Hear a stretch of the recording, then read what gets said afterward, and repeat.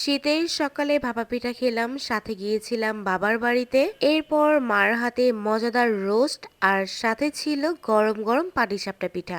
Hello everyone, আসসালামু আলাইকুম। কেমন আছেন আপনারা সবাই? ভিডিওর শুরুতেই দেখে নিয়েছেন আমি কোথায় গিয়েছি, কি কি করেছি। হ্যাঁ, আমি গিয়েছিলাম আজকে হঠাৎ করে আব্বুর বাসায়। বেশ অনেক দিন হলো বাবার বাসায় যাই না, তাই ভাবলাম হঠাৎ যাই, দিন যেয়ে দিন চলে আসবো। আর বাবাও বলছিল বারবার যে যাওয়ার জন্য, আর আব্বু বলতেছিল আমি গেলে নাকি পিঠা খাবে। তারপর আমি বললাম যে তোমরা খাও, আমি আসলে খাবো না। এরপর আমি কি যাব, এই শুনে মা কিন্তু পাটিসাপটা পিঠা বানাবে, এই কারণে সবকিছু রেডি করে নিয়েছিল। আমার মায়ের হাতে প্রতিটা খাবার যেমন মজা, তেমন পিঠাও বলেন প্রত্যেকটা জিনিসে অনেক বেশি মজা হয়। এরপর সকাল সকাল ঘুম থেকে উঠে নাস্তা করলাম, নাস্তা করে বের হয়ে গেলাম বাসায়, যেয়ে দুপুরে খাবার খেলাম। এরপর খাবার খাওয়া শেষ না হতেই দেখি আম্মু যেহেতু পিঠা বানাবে সব সরঞ্জাম বের করে রেডি করছিল। এরপর এক এক করে চুলার মধ্যে পিঠাগুলো দিচ্ছিল আর পিঠা বানাচ্ছে। আমি আবার আম্মুর সাথে দাঁড়িয়ে দাঁড়িয়ে গল্প করছিলাম। পাটিসাপটা পিঠাটা না খেলে কিন্তু মনে হয় না যে শীতের দিন।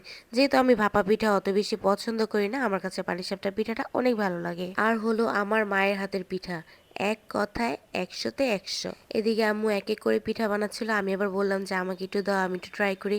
আম্মু বলে তুমি পারবা না, তুমি দাঁড়িয়ে দাঁড়িয়ে দেখো আমি বানাই। তো গরম গরম পিঠা খাওয়ার মজাই কিন্তু অন্যরকম। চুলার পাড় দাঁড়িয়ে শীতের মধ্যে মা বানাচ্ছিল, আমি খাচ্ছিলাম। এই তো কিছু সময়ের জন্য গিয়েছিলাম, যে সবার সাথে দেখা সাক্ষাৎ হলো, ভালো লাগলো। তবে বাচ্চাগুলো বাসায় ছিল না, ভালো লাগেনি। যেহেতু স্কুল ছুটি দিয়েছে, এই কারণে আমার ভাইয়ের ছেলে মেয়ে সে নানুর বাসায় আসছে বেড়াতে। বাচ্চাগুলো না থাকলে বাসার মধ্যে যেও ভালো লাগে না, পুরো বাসাটাই ফাঁকা ফাঁকা লাগে। এরপর আর কি কিছু সময় বাবা মার সাথে বসে একটু সময় কাটালাম, কথাবার্তা বলে সবার সাথে দেখা সাক্ষাৎ করে এরপর বের হয়ে গেলাম আবার, যেহেতু বাসায় চলে আসবো। আর যেহেতু ছিল দিনটি মঙ্গলবার, আর মঙ্গলবার তো মার্কেট বন্ধ, তারপরও আপনার ভাইয়ের কিছু কাজ ছিল, এই কারণে আমরা বেশি রাত করিনি, সন্ধ্যার পরে পরেই বের হয়ে গিয়েছি। মার্কেটে আসবো, আপনার ভাইয়ের কিছু কাজ আছে। এরপর আর কি সন্ধ্যাবেলা জ্যাম পেরিয়ে চলে আসলাম মার্কেটে। আমি নিচে দাঁড়িয়ে রইলাম, সে চলে গেল। আর ভিডিওটি কেমন লেগেছে, কি কোথা থেকে দেখেছেন, অবশ্যই সুন্দর সুন্দর কমেন্টে জানিয়ে যাবেন। আল্লাহ হাফেজ।